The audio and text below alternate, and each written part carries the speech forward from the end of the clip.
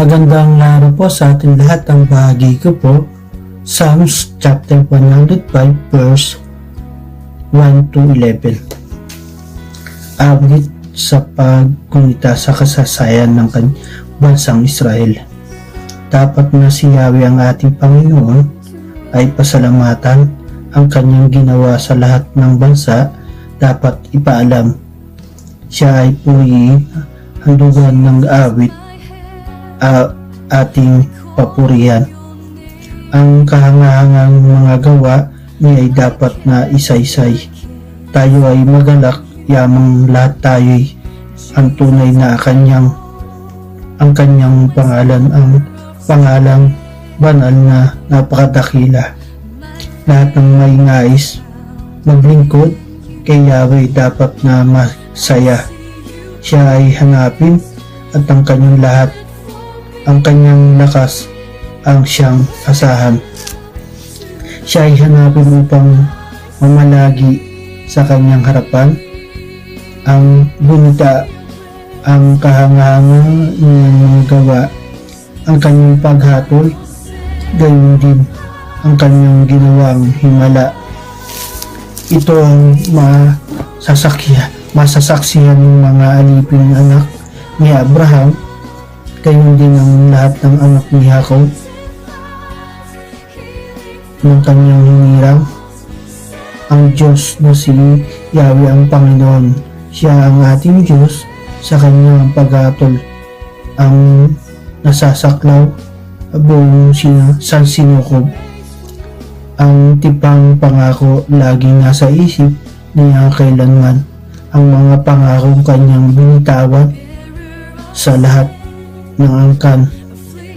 Ating tipan ng Diyos ay unang ginawa niya kay Abraham, at ang pangako na rin ginawa kay Isaac na lingkod ng mahal.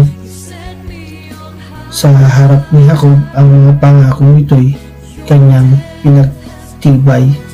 Para sa Israel, ang tipan na ito'y ay pangwalang hanggan. Sinabi ng Diyos ang upang Kanaan, ikaw ang kumuha bilang bahagi mo ang aking pangako na ipamamana. Amen. God bless po sa ating lahat.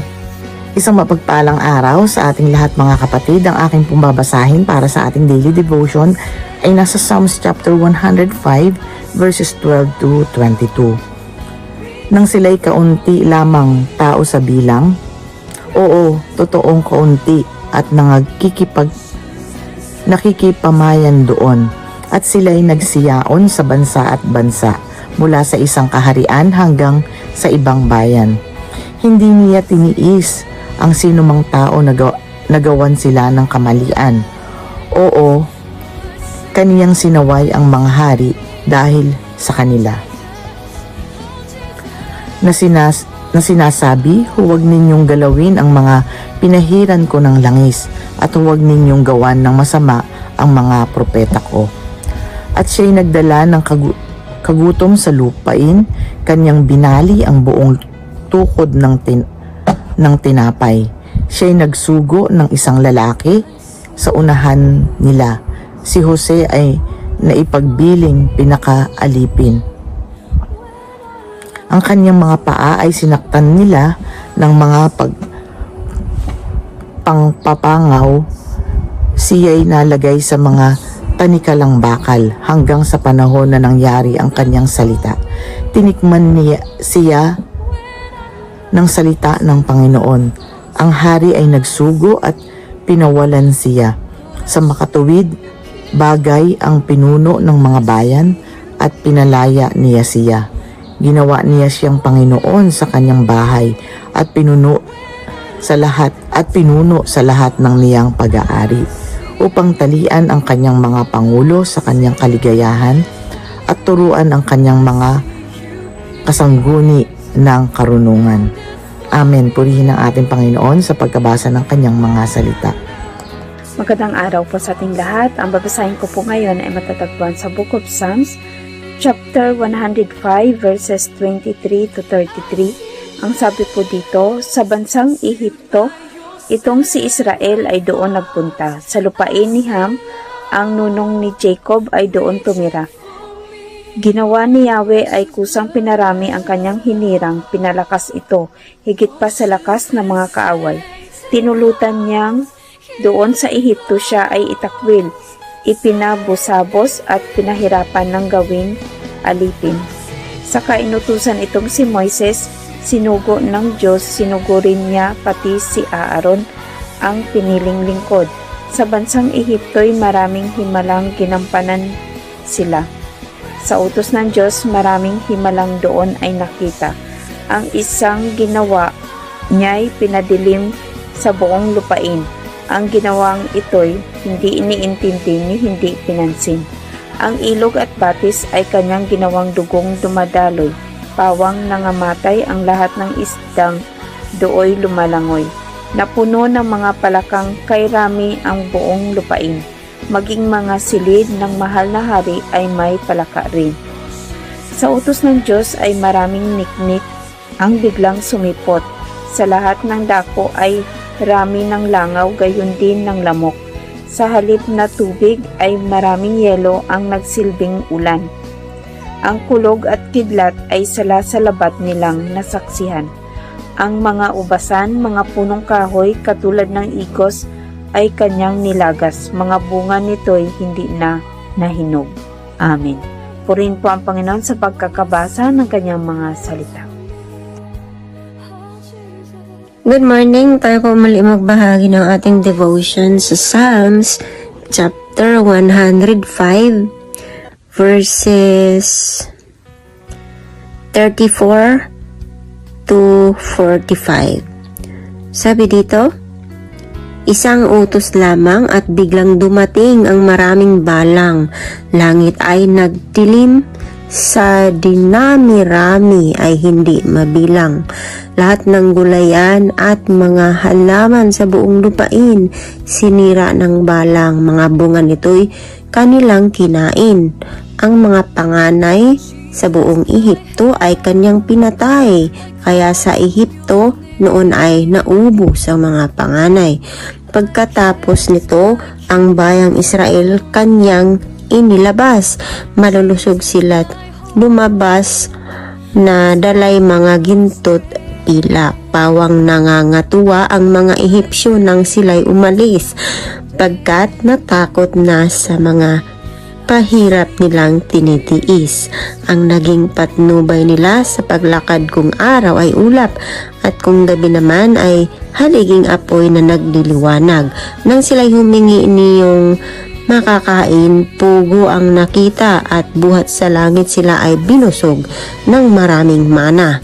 Sa bitak ng bato, bumukal ang tubig nang sila'y mauhaw. Pinadaloy niyang katulad ay ilog sa gitna ng ilang. Nagunita ng Diyos ang kanyang ginawang mahalagang tipan, ang pangako niya sa tapat na lingkod niyang si Abraham. Kaya't ang bayan niya'y kanyang inilabas na lugod ng kanyang ialis. Umaawit sila ng buong alindog. Ng mga hinirang ay binigyan niya ng lupang malawak. Sila ang nag-ani sa lupaing iyong iba ang naghirap. Ginawa niya ito upang ang tuntuni kanilang mahalin. Yaong kautusan, ang utos ni Yahweh ay kanilang sundin. Purihin si Yahweh. Ang kanyang awitin ay yung mga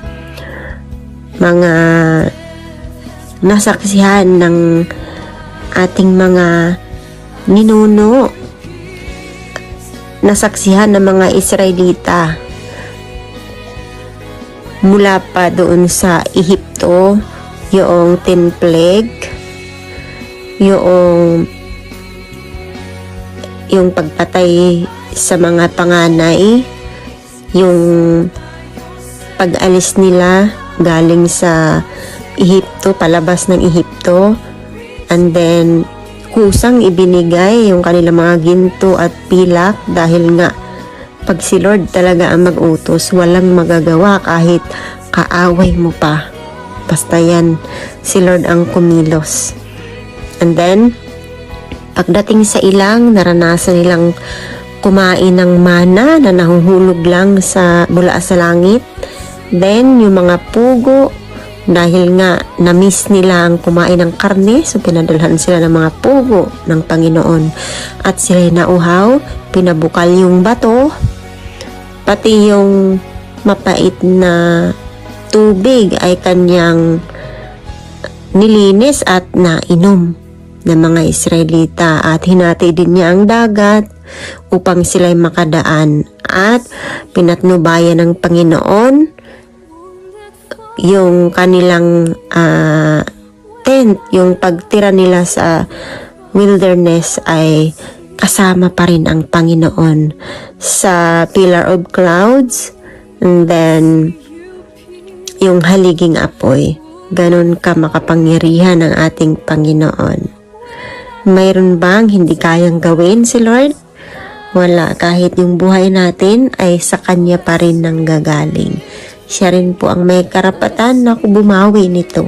Kaya dapat purihin ang Panginoon. Yun lang po. Magandang araw.